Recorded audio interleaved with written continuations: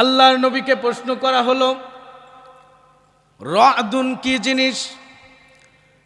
আল্লাহর নবী বললেন, রাদুন হলো আল্লাহ তাআলার ফেরেশতাদের মধ্য থেকে একজন ফেরেশতা, যাকে আল্লাহ রব্বুল আলামিন বৃষ্টি মেঘ পরিচালনার দায়িত্ব দিয়েছেন।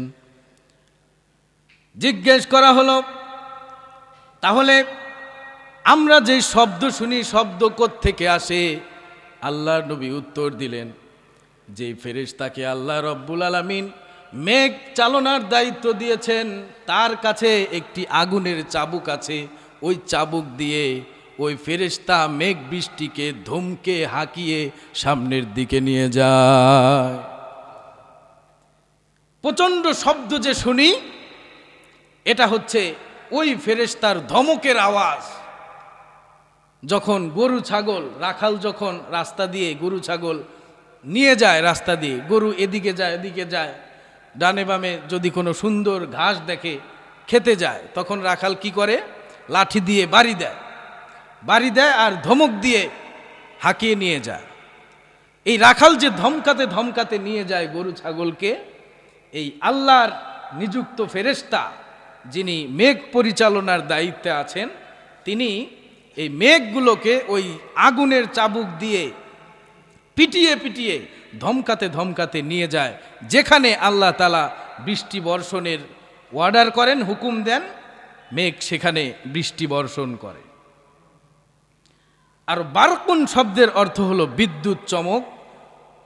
যখন এই প্রচণ্ড শব্দ হয়, মুষলধারে বৃষ্টি নামে, তখন দেখবেন মাঝে মাঝে বিদ্যুৎ চমকা আলো দেয়, আলো হয়, কিছুক্ষণ আলো থাকে আবার বন্ধ হয়ে যায়।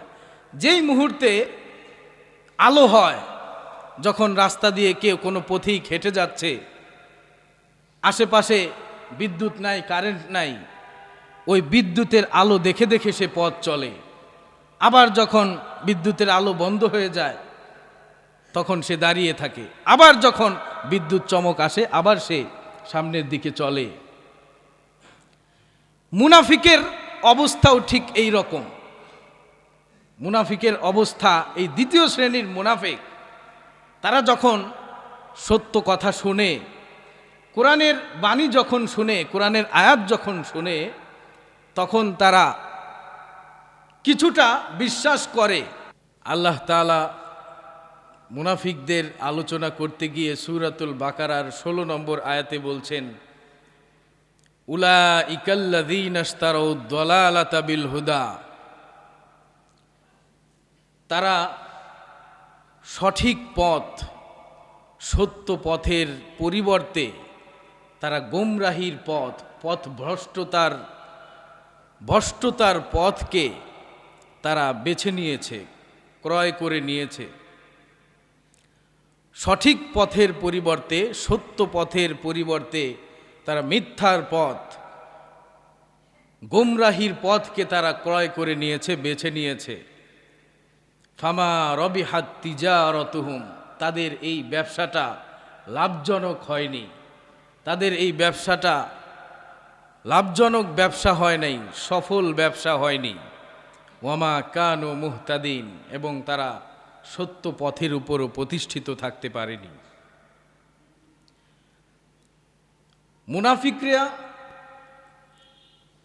মুনাফিকরা যেই ব্যবসাটা করেছে, আল্লাহ তাআলা বলছেন তাদের এই ব্যবসাটা সফল ব্যবসা হয় নাই, ভালো ব্যবসা হয় নাই, লাভজনক ব্যবসা হয়নি।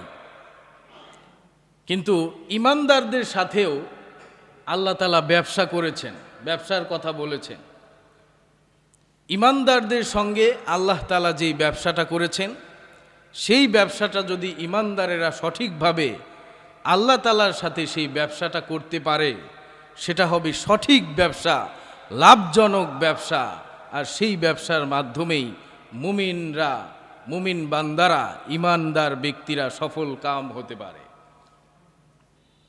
আল্লাহ তাআলা বলছেন সূরা তাওবা 111, ইন্নাল্লাহা ইশতারা মিনাল মুমিনিনা আনফুসাহুম ওয়া আমওয়ালাহুম বিআন্না লাহুমুল জান্নাহ।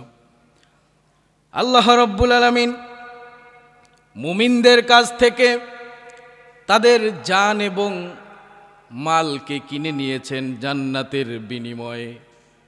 জান্নাতের বিনিময়ে মুমিনদের কাছ থেকে, ইমানদারদের কাছ থেকে তাদের জান এবং মালকে আল্লাহ কিনে নিয়েছেন। ব্যবসা করতে দুই পক্ষেরই কিছু না কিছু থাকতে হয়। একজনের কাছে টাকা থাকে, আরেকজনের কাছে মাল থাকে, ঠিক কিনা? চাল কিনতে যাবেন, ক্রেতা যখন টাকা দিবে, দোকানদার তখন চাল দিবে। কিছু না দিলে তো আর দিবে না। এটাই তো ব্যবসার নিয়ম। একজনে মূল্য দিবে, একজনে পণ্য দিবে, এটা হচ্ছে ব্যবসার নিয়ম। আল্লাহ তাআলার কাছে আছে পণ্য, মুমিনদের কাছে আছে মূল্য। আল্লাহ তাআলার কাছে যেই পণ্যটা আছে তার নাম হচ্ছে জান্নাত। এই জান্নাতকে পেতে হলে, জান্নাতকে ক্রয় করতে হলে মুমিনদের কাছে যেই মূল্য আছে, মুমিনদের কাছে যেই অর্থ আছে, সেটা হলো মুমিনদের জান এবং মাল। তার মানে হলো মুমিনেরা যদি জান্নাত পেতে চায়, মুমিন ব্যক্তিরা যদি আল্লাহর কাছ থেকে জান্নাত অর্জন করতে চায়, আল্লাহ রাব্বুল আলামিন মুমিনদেরকে যেই জান দিয়েছেন, যেই মাল দিয়েছেন, যেই সম্পদ দিয়েছেন, যে অর্থ দিয়েছেন, সেগুলো আল্লাহর পথে দিয়ে দিতে হবে। সম্পদকে আল্লাহর পথে ব্যয় করতে হবে, নিজের জীবনকে আল্লাহর পথে ব্যয় করতে হবে। জান এবং মাল যখন মুমিন ব্যক্তি যখন আল্লাহর জন্য দিয়ে দিবে, আল্লাহ রব্বুল আলামিন ওই মুমিন ব্যক্তির জন্য আল্লাহর জান্নাতটাও লিখে দিবে। তাহলে কি করতে হবে? জান এবং মালকে আল্লাহর জন্য দিতে হবে। আমাদের যেই মাল সম্পদ, এগুলো তো আল্লাহই দিয়েছেন, না অন্য কেউ দিয়েছেন? আল্লাহই দিয়েছেন। যে জিনিস আল্লাহই দিয়েছেন, আবার আল্লাহ তাআলা বলছেন এগুলো তুমি যদি আমাকে দাও, আমি তোমাকে এর বিনিময়ে জান্নাত দান করব। কত সহজ ব্যবসা! এমন নয় যে আমাদের সম্পদ অন্য কেউ দিয়েছে, অন্য কোনো জায়গা থেকে এসেছে। আল্লাহই দিয়েছেন এবং সেই সম্পদকে আল্লাহর পথে ব্যয় করতে বলেছেন। এবং আমাদের যে জীবন, আমাদের যেই জান, আমাদের যে রূহ, এটা কে দিয়েছেন? আল্লাহই দিয়েছেন। সব কিছু আল্লাহ দিয়েছেন, সব কিছুই আমাদের মালিক দিয়েছেন, আমাদের স্রষ্টাই আমাদেরকে দিয়েছেন। এরপরও তিনি বলছেন তোমাদের জান এবং মালকে আমার জন্য দিয়ে দাও, আমি তোমাদের জন্যে আমার জান্নাত লিখে দিব। আল্লাহ রাব্বুল আলামিন সূরাতুস সফ 10 নম্বর আয়াতে বলছেন, ইয়া আইয়ুহাল্লাযীনা আমানু হাল আদুল্লুকুম আলা তিজারাতিন তুনজিকুম মিন আযাবিন আলীম। আল্লাহ রাব্বুল আলামিন বলছেন, হে মুমিনগণ, হে ঈমানদারেরা, আমি কি তোমাদের কাছে একটা উত্তম ব্যবসার কথা বলবো নাকি? একটা লাভজনক ব্যবসার কথা বলবো নাকি? সেই ব্যবসাটা হলো তোমরা এমন ব্যবসা, যেই ব্যবসা আমি তোমাদের কাছে বলবো, যেই ব্যবসার সংবাদ আমি দিব, এমন ব্যবসা যেই ব্যবসা তোমাদেরকে যন্ত্রণাদায়ক শাস্তি থেকে বাঁচিয়ে দেয়। সেই ব্যবসাটা কি? তুমিনুনা বিল্লাহি ওয়া রাসূলিহি ওয়া তুজাহিদুনা ফি সাবিলিল্লাহি বিআমওয়ালিকুম ওয়া আনফুসিকুম। ব্যবসাটা হলো তোমরা আল্লাহর প্রতি ঈমান আনবে এবং তার রসুলের প্রতি বিশ্বাস করবে, রসুলের উপর ঈমান আনবে এবং তোমাদের জান এবং মালকে আল্লাহর পথে ব্যয় করবে। তোমাদের জীবন, তোমাদের সম্পদ, তোমাদের মাল অর্থ কড়িসমূহ আল্লাহর পথে ব্যয় করবে। এটা তোমাদেরকে জাহান্নামের কঠিন শাস্তি থেকে বাঁচিয়ে দিবে। তাহলে ব্যবসাটা হলো মুমিনদের সাথে আল্লাহ যেই ব্যবসা করেছেন, এই ব্যবসাটা হলো জান এবং মালের ব্যবসা। আল্লাহর কাছ থেকে যদি কেউ জান্নাত ক্রয় করে নিতে চায়, জান্নাত কিনতে চায়, তাহলে পদ্ধতি একটাই, আর কোনো পদ্ধতি নাই। পদ্ধতি একটাই, জান্নাত যদি পেতে চাও তাহলে তোমাদের মাল এবং জানকে আল্লাহর জন্য বিলিয়ে দাও। এটাই পথ, এটাই জান্নাত ক্রয় করার উত্তম পদ্ধতি। তোমাদের জান এবং মালকে, মালের কথা যখন বলছি, এখানে আল্লাহ তাআলা কি বলছেন? তোমাদের মাল থেকে কিছু অংশ আল্লাহর পথে ব্যয় করো, এ কথা কিন্তু আল্লাহ তাআলা বলে নাই। তোমাদের জান এবং মাল অর্থাৎ তোমাদের সমস্ত মাল, তোমাদের সমস্ত মাল আল্লাহর জন্য ব্যয় করতে হবে। তাহলে বলবেন, তাহলে আমরা খাবো কি, আমরা চলবো কিভাবে, আমাদের স্ত্রী সন্তানদের খাওয়াবো কি? যেগুলো স্ত্রী সন্তানদের জন্য রাখা হবে, পরিবারের প্রয়োজন পূরণ করার জন্য রাখা হবে, সেটাও আল্লাহর পথেই ব্যয় করা বলে বিবেচিত হবে। আর বাকি যা থাকবে, পরিবারের প্রয়োজন, সংসারের প্রয়োজন ছাড়া বাকি যা কিছু বর্ধিত অংশ, অতিরিক্ত অংশ যা কিছু থাকে, সব সম্পদ আল্লাহর পথে ব্যয় করে দিতে হবে। এটাই হচ্ছে জান্নাত অর্জন করার উত্তম পদ্ধতি। এছাড়া আর কোনো পদ্ধতি নাই। এখন আমরা কিন্তু একথা বলছি না যে সম্পদ অর্জন করা যাবে না, ইনকাম করা যাবে না, অনেক সম্পদের প্রয়োজন নাই, সম্পদ ইনকাম করার প্রয়োজন নাই, জমানোর প্রয়োজন, একথা বলছি না। সম্পদ অবশ্যই অর্জন করতে হবে, উপার্জন অবশ্যই করতে হবে, কিন্তু এই সম্পদ উপার্জন করার আমার নিয়ত থাকতে হবে, এই সম্পদ আমি আল্লাহর পথে ব্যয় করব। এই নিয়তে সম্পদ উপার্জন করতে হবে, অন্য কোনো নিয়তে সম্পদ উপার্জন করা যাবে না। এখন প্রশ্ন আসতে পারে যে সব সম্পদ যদি আল্লাহর পথে ব্যয়ই করে দেই, তাহলে ভবিষ্যতের জন্য কিছু রাখতে হবে না? যদি কোনো অসুখ বিসুখ হয়, বড় ধরনের বিপদ আপদ আসে, তখন টাকা পাবো কোথায়, তখন সম্পদ কোথায় পাবো?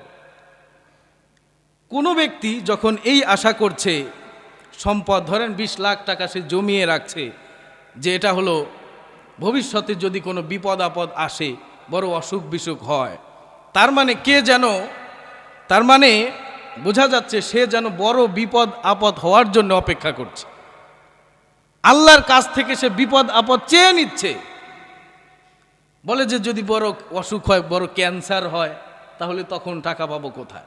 তার মানে সে ক্যান্সার হওয়ার জন্য অপেক্ষা করছে, ক্যান্সার হলে এই টাকা দিয়ে সে চিকিৎসা করবে, ব্যয় করবে, ক্যান্সার হওয়ার জন্যে সে অপেক্ষা করছে। আল্লাহ তাআলার সাথে যে যেমন সম্পর্ক রাখে, আল্লাহ তাআলার ব্যাপারে যে যেই ধরনের ধারণা রাখে, আল্লাহ তার সাথে ওই রকমই ব্যবহার করেন। কেউ যদি একমাত্র আল্লাহর উপরে ভরসা করে, দুনিয়ার কোনো বস্তুর উপরে ভরসা না করে, একমাত্র আল্লাহর উপরেই ভরসা করে, তাহলে তার জীবনের যত বিপদ আপদ আসুক না কেন, আল্লাহ রব্বুল আলামিন তার বিপদ সহজ করে দেবে। জঙ্গলের পশু পাখি, গাছগাছালির যত পশু পাখি আছে, কারো কোনো চাকরি নাই, ব্যবসা বাণিজ্য নাই, কোনো ইনকামের পদ্ধতি নাই। তারা প্রত্যেক দিন সকালবেলায় খালি পেটে তাদের বাসা থেকে বের হয়ে যায়, সারাদিন ঘুরে, সকালবেলা বের হয়েছে খালি পেটে, তাদের কোনো ব্যবসা বাণিজ্য নাই, চাকরি বাকরি নাই। কিন্তু আল্লাহ রব্বুল আলামিন সন্ধ্যাবেলায় যখন ওই পশু পাখিকে তাদের বাসায় ফিরিয়ে দেয়, প্রত্যেকটা পশু পাখিকে তাদের পেট ভরে খাইয়ে আবার তাদের বাসায় ফিরিয়ে দেয়। তাদের ভরসা হচ্ছে আল্লাহ তাআলার উপরে।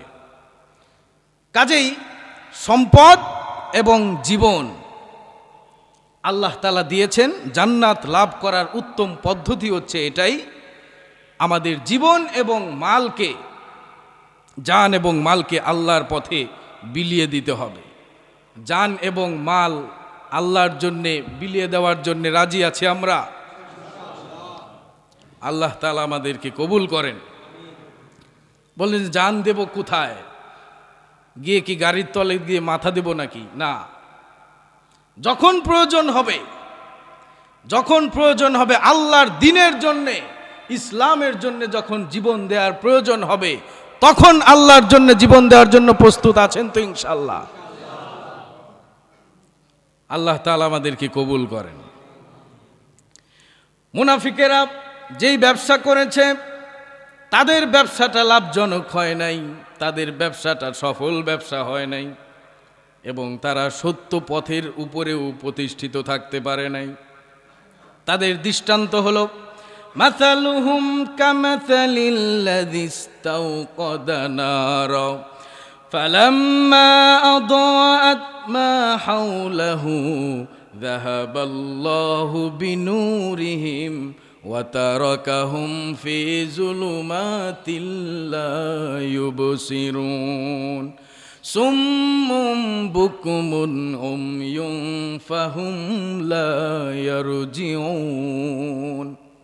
তাদের দৃষ্টান্ত হলো কেউ আগুন প্রজ্বলিত করলো, তারপর সেই আগুন যখন আশপাশকে আলোকিত করলো, আল্লাহ রব্বুল আলামিন তাদের কাছ থেকে ওই আলো, ওই আগুনকে ছিনিয়ে নিলেন। এরপরে তাদেরকে অন্ধকারের মধ্যে ছেড়ে দেওয়া হলো, এমন গাঢ় অন্ধকার, যেই অন্ধকারের মধ্যে আর কিছু দেখা যায় না। তাদের অবস্থা হলো এমন, তারা হলো বধির, তারা হলো বোবা, তারা হলো অন্ধ। এমন অন্ধ কিছুই দেখতে পায় না, ফলে তারা ফিরে আসার কোনো সুযোগ নাই। তারা হচ্ছে অন্ধ, তারা বোবা, তারা হচ্ছে বধির, তারা কানে শোনে না। মুনাফিকদেরকে আল্লাহ তাআলা বধির বলছেন, বোবা বলছেন, এবং কানে শোনে না, তারা চোখে দেখে না। তারা কি আসলেই অন্ধ?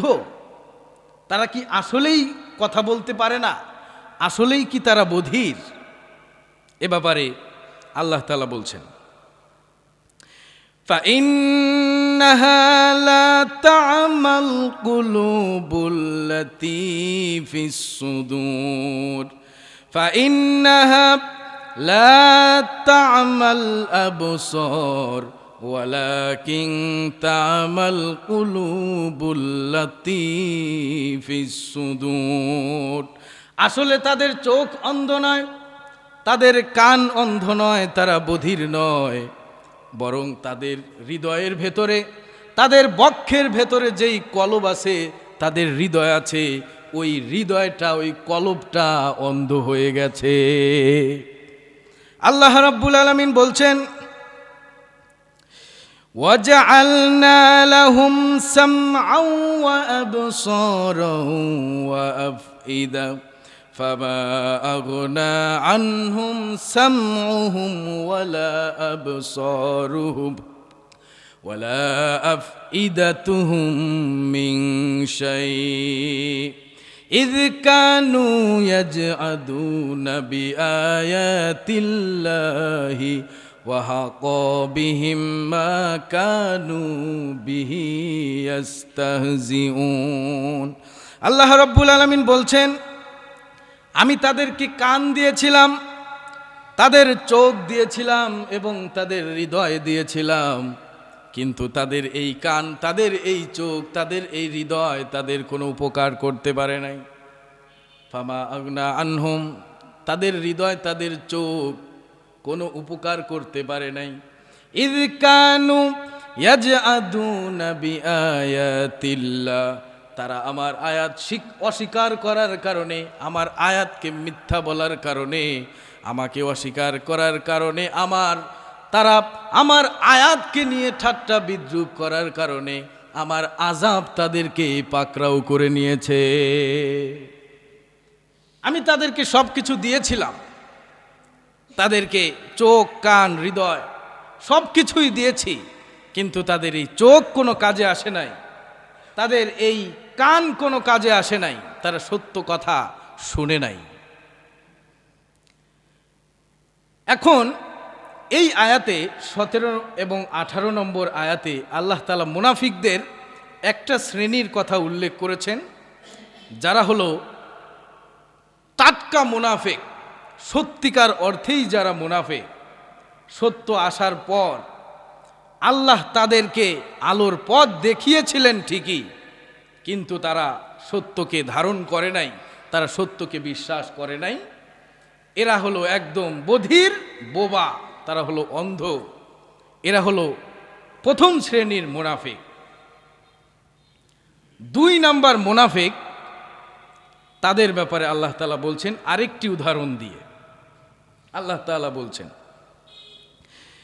আও কাসাইবিম মিনাস সামাই ফীহি যুলুমাতুন ওয়া রাদুন ওয়া বার ইয়াজআলুনা আসাবিআহুম ফী আযানিহিম মিনাস সাওয়াইকি হাযারাল মাউত ওয়াল্লাহু মুহীতুম বিল কাফিরিন। আল্লাহ রাব্বুল আলামিন মুনাফিকদের উদাহরণ দিচ্ছেন। অথবা আকাশ থেকে মুষলধারে বৃষ্টি পড়ছে, প্রবল বৃষ্টি পড়ছে, যেই বৃষ্টির মধ্যে প্রচণ্ড অন্ধকার এবং রয়েছে বজ্রধ্বনি এবং রয়েছে বিদ্যুৎ চমক। বজ্রধ্বনি এবং বিদ্যুতের চমক রয়েছে। তারা প্রচণ্ড বজ্রের শব্দের কারণে মৃত্যুর ভয়ে বাঁচার জন্যে বজ্রধ্বনির শব্দ শুনে তারা তাদের আঙ্গুল কানের মধ্যে ঢুকিয়ে দেয়। ওয়াল্লাহু মুহীতুম বিল কাফিরিন। আর আল্লাহ রাব্বুল আলামিন কাফেরদেরকে ঘেরাও করে রেখেছেন। ইয়াকাদুল বারকু ইয়াখতাফু আবসারহুম কুল্লামা আদাআ লাহুম মাশাউ ফীহি ওয়া ইযা আযলামা আলাইহিম ক্বামু ওয়ালাউ শাআল্লাহু লাযাহাবা বিসামইহিম ওয়া আবসারিহিম ইন্নাল্লাহা আলা কুল্লি শাইইন কাদির। প্রচণ্ড বজ্রধ্বনি, এমন বজ্রধ্বনি যেন তাদের চোখের আলো নিয়ে যায়, চোখের আলো কেড়ে নিয়ে যায়। যখন তারা বৃষ্টির মধ্যে হাঁটতে থাকে, বিদ্যুৎ চমক যখন তাদের বিদ্যুতের আলো বিকিরণ করে, তখন তারা পথ চলতে থাকে। আবার যখন বিদ্যুৎ চমক থেমে যায়, প্রচণ্ড অন্ধকার নেমে আসে, তখন তারা আবার থমকে দাঁড়ায়। আল্লাহ রাব্বুল আলামিন চাইলে তাদের শ্রবণ শক্তি, তাদের দৃষ্টি শক্তি চাইলে একেবারে নিয়ে যেতে পারেন। কারণ ইন্নাল্লাহা আলা কুল্লি শাইইন কাদির। কারণ আল্লাহ তাআলা সব কিছুর ক্ষমতা রাখেন। আল্লাহ হলো সর্বশক্তিমান। সুবহানাল্লাহ।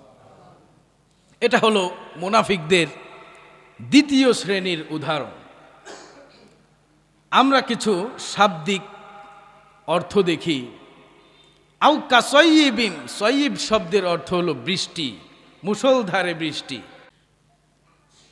আকাশ থেকে মুষলধারে বৃষ্টি পড়ে, ফীহি যুলুমাত, তার মধ্যে রয়েছে প্রচণ্ড অন্ধকার, ওয়া রা'দুন এবং বজ্রধ্বনি, ওয়া বারকুন এবং বিদ্যুৎ চমক। রা'দুন শব্দের অর্থ হলো বজ্রধ্বনি। বজ্র দেখেছেন? বজ্রধ্বনি শুনেছেন কখনো বৃষ্টির সময়? কি বলেন আপনারা? ঠাটা। ঠাটার যখন শব্দ হয় তখন ভয় লাগে না? কিছু কিছু সময় মনে হয় ঠাটা খুব কাছে পড়লো, বজ্র খুব কাছে পড়লো, এত জোরে শব্দ হয় মনে হৃদয় ফেটে যেতে চায়, দম বন্ধ হয়ে যেতে চায়, এত জোরে শব্দ, ঠিক কিনা? এই বজ্র এই বজ্র সম্পর্কে তিরমিজি শরীফের হাদিসে ইহুদিরা নবীজিকে জিজ্ঞেস করলো, রদ কি, রদুন জিনিসটা কি? আল্লাহর নবীকে প্রশ্ন করা হলো, রদুন কি জিনিস?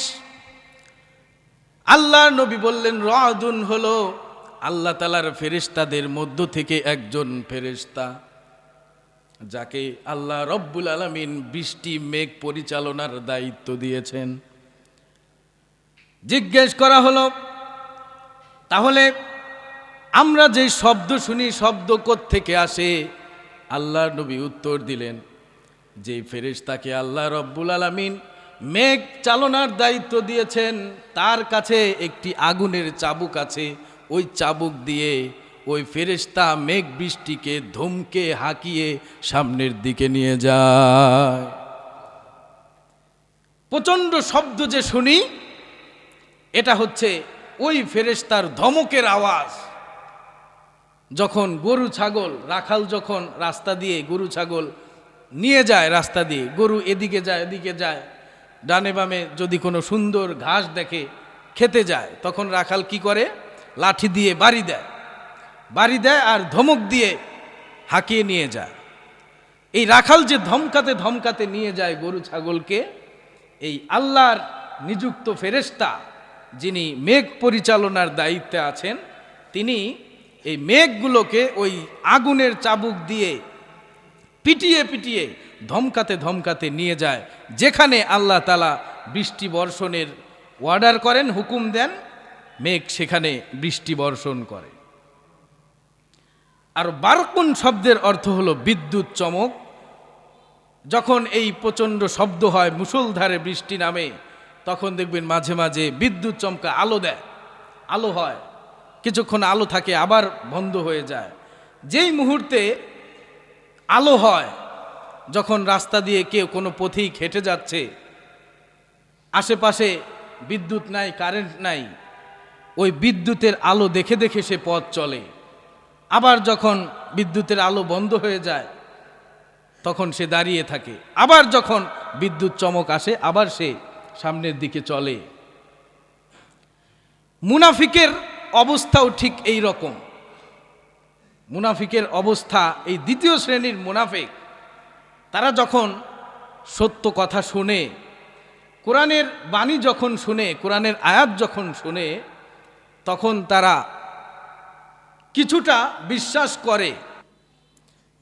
করে। আবার যখন তারা কুফরির মধ্যে লিপ্ত হয়, তখন আবার তাদের হৃদয় এইভাবে অন্ধকারে ছেয়ে যায়। ওই পথিক যেমন প্রচণ্ড শব্দ শুনে যেমন তারা তাদের কানের মধ্যে আঙ্গুল প্রবেশ করায়, এই মুনাফিকেরাও এই কোরআনের কথা শুনলে, সত্য কথা শুনলে তারা শুনতে চায় না কথাগুলো, তারা শুনতে চায় না, কানের মধ্যে আঙ্গুল দিয়ে রাখে। কারণ আল্লাহর কথা, কোরআনের কথা তাদের কাছে বিরক্তিকর লাগে, তারা বিব্রত হয়, তারা এই সমস্ত কথা তারা শুনতে চায় না। তাদের উদাহরণ আল্লাহ তাআলা দিয়েছেন, ওয়াল্লাহু মুহীতুম বিল কাফিরিন, আল্লাহ তাদেরকে ঘেরাও করে রেখেছেন, পরিবেষ্টন করে রেখেছেন। এটা হলো মুনাফিকদের দ্বিতীয় শ্রেণীর প্রকার। অর্থাৎ ওই 15, 16 নম্বর এবং 17 নম্বর আয়াতে যে মুনাফিকদের কথা বলছেন, এটা হলো একদম নির্ভেজাল টাটকা মুনাফিক।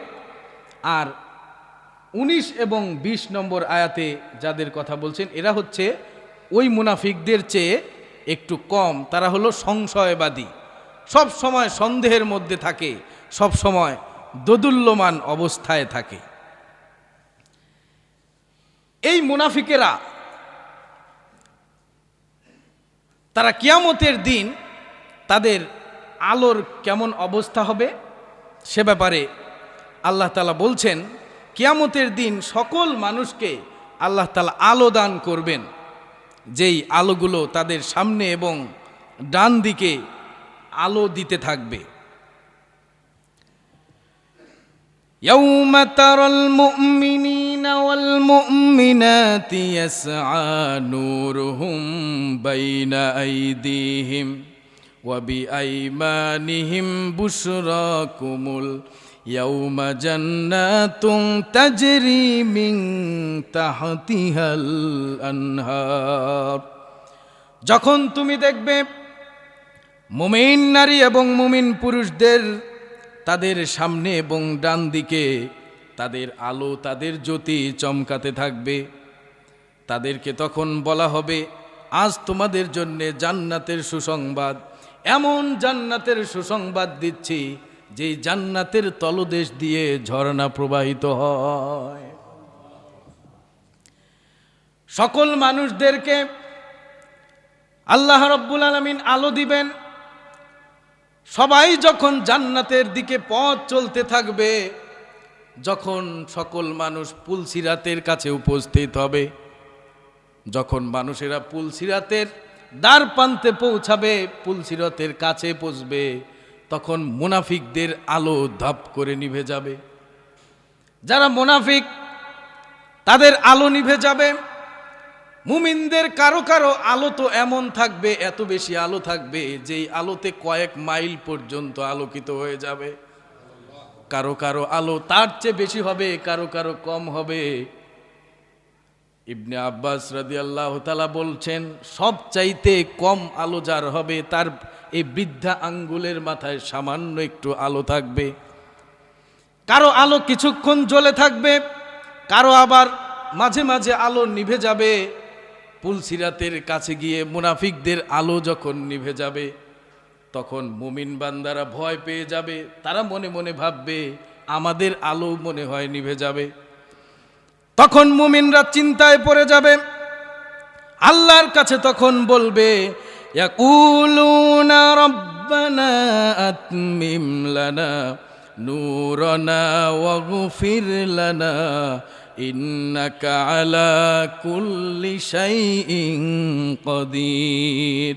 মুমিনেরা ভয় পেয়ে আল্লাহর কাছে বলবে রব্বুল আলামিন আমাদের আলোকে তুমি পরিপূর্ণ করে দাও, আমাদের আলোকে স্থায়ী করে দাও, আমাদের আলোকে তুমি নিভিয়ে দিও না।